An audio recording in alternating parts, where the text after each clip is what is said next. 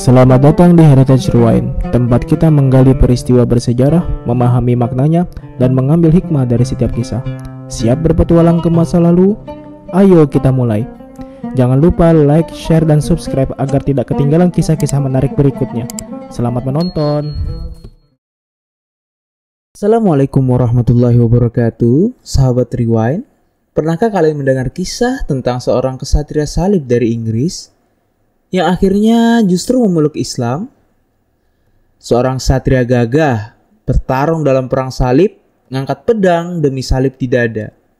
Tapi suatu hari ia justru meletakkan pedangnya, meninggalkan salib, dan memilih bulan sabit. Dialah Robert of St. Albans, seorang pejuang Kristen yang justru menemukan kedamaian dalam Islam. Seorang pencari kebenaran yang menembus batas agama, budaya, dan peperangan. Inilah kisah nyata dari abad ke-12. Bukan fiksi, bukan pula dongeng, tapi sebuah cermin dari masa lalu tentang pilihan, keberanian, dan cahaya hidayah. Namanya Robert of St. Albans, seorang Templar, seorang Kristen yang taat, dan kemudian menjadi seorang Muslim. Apa yang membuatnya meninggalkan segalanya? Inilah kisah nyata dari abad ke-12 yang hampir tak pernah diceritakan dalam buku-buku sejarah. Robert lahir di kota kecil bernama St. Albans di Inggris. Sebuah kota religius yang sunyi, dikenal dengan gereja yang besar dan biaranya yang kuat. Di sanalah ia tumbuh sebagai pemuda Kristen yang taat, hingga akhirnya bergabung dengan Ordo Satria Templar. Templar bukan pasukan biasa, mereka adalah satria elit gereja yang dilatih secara militer dan spiritual. Misinya hanya satu, menjaga tanah suci dari kaum muslimin saat itu. Perang salib bukan hanya perang agama, ini juga perang budaya, kekuasaan, dan klaim politik.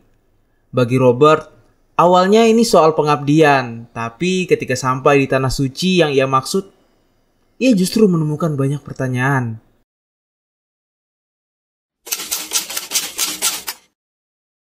Yerusalem bukan hanya medan tempur, ia adalah rumah bagi tiga agama besar, Islam, Kristen, dan Yahudi.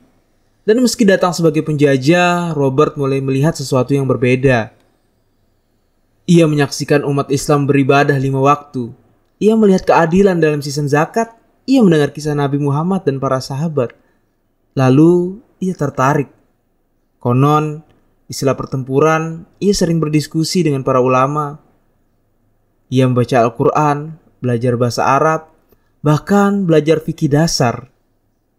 Mungkin di sanalah ia mulai sadar, perjuangannya bukan untuk kebenaran, tapi untuk politik yang dibungkus dengan iman.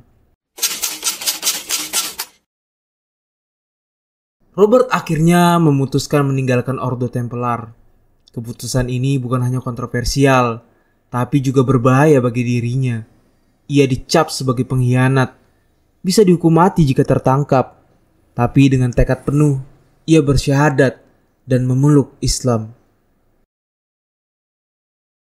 Di bawah perlindungan Salahuddin Al-Ayyubi, sang pemimpin besar Muslim yang dikenal adil dan bijaksana.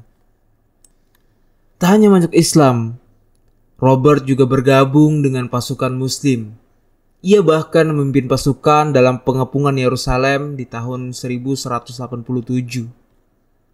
Bayangkan, seorang mantan Templar kini berdiri di sisi lawan, tapi bukan karena dendam, melainkan karena keyakinan yang baru.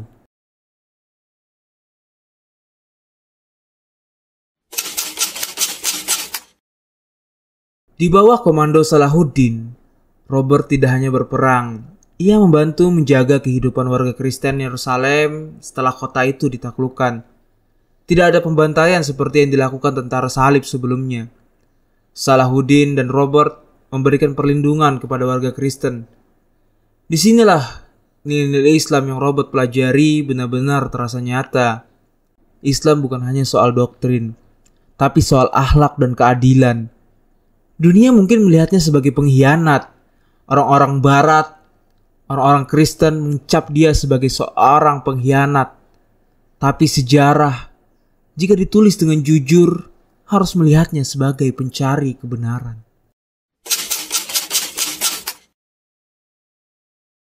Tidak banyak catatan tentang akhir hidup Robert. Sebagian menyebut ia gugur dalam pertempuran, sebagian lainnya meyakini ia hidup damai di Timur Tengah, yang jauh dari kampung halamannya. Tapi dekat dengan apa yang ia anggap sebagai kebenaran yang hakiki. Sayangnya, nama Robert jarang muncul dalam buku-buku sejarah barat, tapi kisahnya tetap hidup sebagai simbol perubahan, bahwa dunia bukanlah peperangan. Masih ada jiwa yang memilih damai dan mencari makna sejati. Kisah Robert of St. Albans mengajarkan kita, kebenaran bisa ditemukan di tempat yang paling tak terduga, bahkan oleh mereka yang awalnya datang bawa pedang. Perubahan bukanlah pengkhianatan, tapi keberanian untuk jujur pada nurani. Jika kamu suka konten sejarah seperti ini, klik like, subscribe, dan aktifkan lonceng notifikasinya. Tulis di komentar, apa pelajaran paling berharga dari kisah Robert of St. Albans menurutmu? Karena sejarah bukan sekedar masa lalu, ia adalah cermin untuk kita hari ini. Wassalamualaikum warahmatullahi wabarakatuh.